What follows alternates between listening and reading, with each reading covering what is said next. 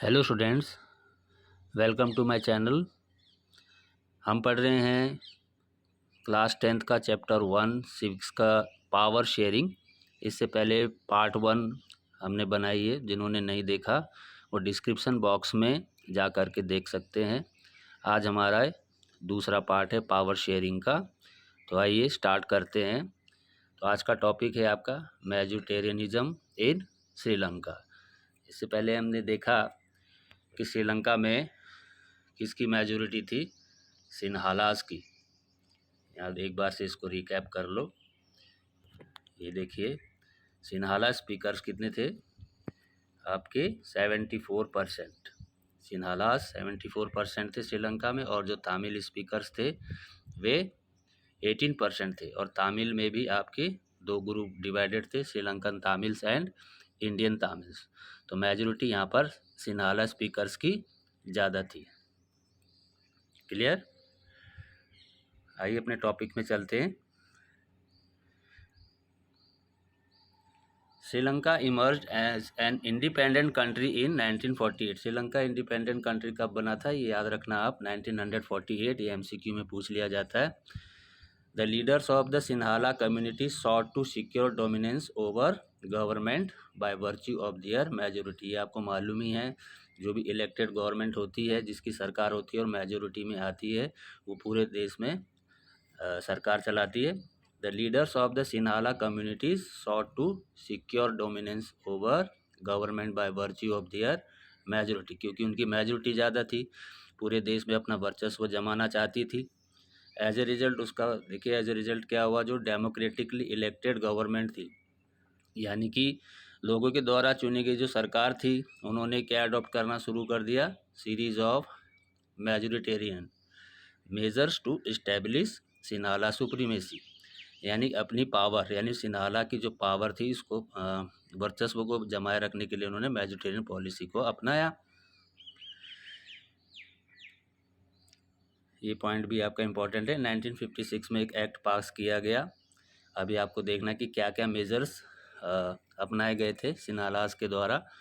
In 1956 an act was passed to recognise Sinhala as the only official language. 1956 में एक act पास किया गया जिसमें सिन्हाला को ऑफिशियल लैंग्वेज के तौर पर रिकॉग्नाइज किया गया। पहला मेजर है। This regarding Tamil. इससे तमिल के जो लोग थे वो काफ़ी प्रभावित हुए हैं। The government followed preferential policies. दूसरा पॉइंट आ रहा है इसमें, गवर्नमेंट ने जो है प्रिफरेंशियल पॉलिसीज़ को अपनाया। That favoured Sinhalese applicants for universities position and government, यानी कि जो सिन्हालास एप्लीकेंट्स थे उनको प्रेफरेंस दी जाने लगी यूनिवर्सिटीज़ में, और जो गवर्नमेंट जॉब्स है उसमें उनको प्रेफरेंस दिया जाने लगा। प्रेफरेंशियल पॉलिसीज़ का मतलब हो गया कि जैसे कि कोई जॉब निकली है, ये जॉब है और दो एप्लीकेंट्स हैं यहाँ पर, मान लेते हैं, एक आपका सिन्हालास कम्युनिटीज़ के और एक तमिल, तो प्रेफरेंस किसको दी, कोई भी जॉब होगा तो पहले सिन्हालास को दिया जाएगा, यानी तमिल को इग्नोर किया जाने लगा, सिंगल तमिल को। आगे क्या लिखा है, a new constitution stipulated that the state shall protect and foster Buddhism, यानी कि इसमें लिखा है कि जो बुद्धिज़्म कम्युनिटी है, यानी कि आपको पता है कौन सा ये का रिलीजन फॉलो करते थे, बुद्धिज़्म सिन्हालास, उनको प्रोटेक्ट किया जाए और उनको तेज़ी से आगे बढ़ाया जाए।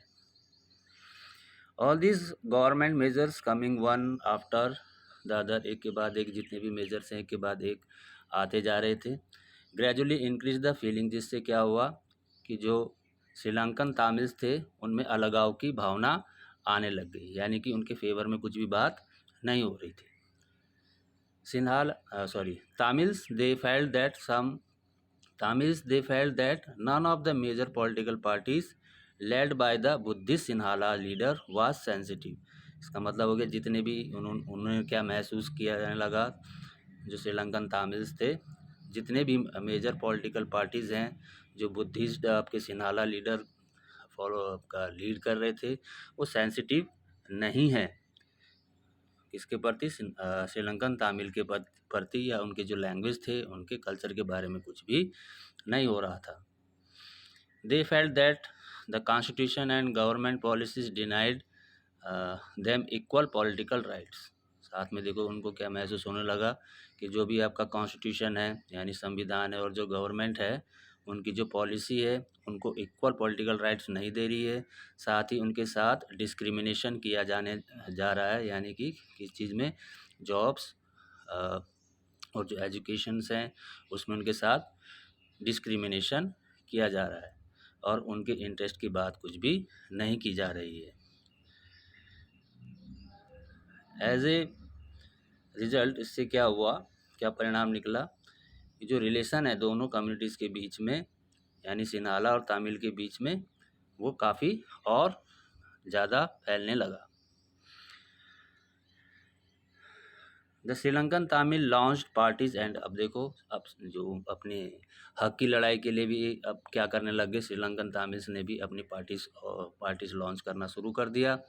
The Sri Lankan Tamils launch parties and struggle for the recognition of Tamil as an official language. अब उन्होंने भी आपका पार्टी बनानी शुरू कर दी और स्ट्रगल करना शुरू कर दिया कि तमिल को भी ऑफिशियल लैंग्वेज बनाया जाए और उनको रीजनल ऑटोनॉमी दी जाए, साथ ही इक्वालिटी मिले, अपॉर्चुनिटी मिले उनको एजुकेशन और जॉब्स में भी उनको बराबरी का अवसर दिया जाए। ये उनकी डिमांड थी। ये पूछा जा सकता है आपसे, what is the demand of Sri Lankan Tamils, तो आप इसको लिख सकते हैं यहाँ पर। साथ ही इसमें आगे क्या लिखा है, but their demand for more autonomy to provinces populated by the Tamils was repeatedly denied. यानी जो भी उनकी मांग थी ऑटोनॉमी प्रोविंसेस की, तमिल्स की, उसको बार बार मना किया जाने लगा। By 1980s several political organizations were formed demanding an independent Tamil Eelam in northern and eastern part of Sri Lanka. अब 1980s में कई जो आपके पॉलिटिकल ऑर्गेनाइजेशन थे वो बनने लगे। उनकी जो डिमांड थी कि एक आपका स्वतंत्र राष्ट्र हो जो श्रीलंका का नॉर्दर्न और ईस्टर्न पार्ट है, जहाँ पर तमिल, आपको पता ही है श्रीलंकन तमिल्स रहते हैं, तो तमिल स्टेट की वहाँ पर मांग की जाने लगी। तो मैप में देख लो आप इसको, ये जो आपका ऑरेंज कलर से आपको दिखाई दे रहा है ये पार्ट आपका नॉर्दर्न और ये ईस्टर्न पार्ट है जहाँ पर श्रीलंकन तमिल्स रहते थे। तो उन्होंने कहा कि इसको रीजनल ऑटोनॉमी बनाया जाए और एक अलग राष्ट्र घोषित किया जाए, तमिल इलम। Okay,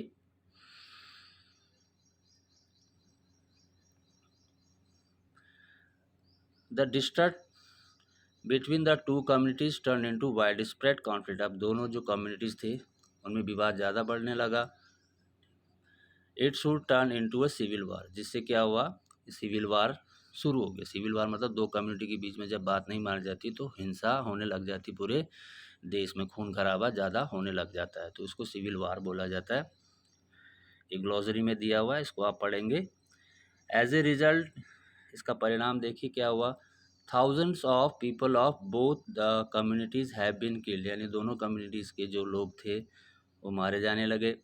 many families were force to leave the country, कई ऐसे परिवार थे उनको ज़बरदस्ती कंट्रीज़ को छोड़ने में मजबूर किया जाने लगा as a refugee. And many more lost their livelihood, और कई ऐसे लोग थे जिनको अपना लिवलीहुड भी छोड़ना पड़ा, मजबूरी हो गई उनके साथ। You have read chapter number 1 of economics text book, हमने इसको पढ़ा, आपने भी पढ़ा होगा। चैप्टर 1 का इकोनॉमिक्स का डेवलपमेंट का चैप्टर पढ़ा होगा क्लास 10th का।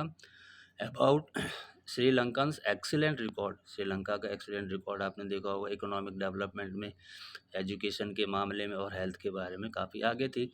लेकिन जब आपका सिविल वार शुरू हुआ दोनों कम्युनिटी के बीच में, has caused a terrible setback, काफ़ी इसमें सेटबैक मिलने शुरू हो गए, यानी कि जो सोशल, कल्चरल और इकोनॉमिक लाइफ थी वो काफ़ी प्रभावित होने लग गई। अब जो सिविल वार है आपका ये समाप्त हुआ है, ये याद रखना आप, 2009 में। क्लियर, तो ये मेडिटेरेनियन थी, इसको आप अच्छे से देखेंगे और वीडियो को ज़्यादा से ज़्यादा लाइक, शेयर एंड सब्सक्राइब करेंगे। Okay, thank you for today.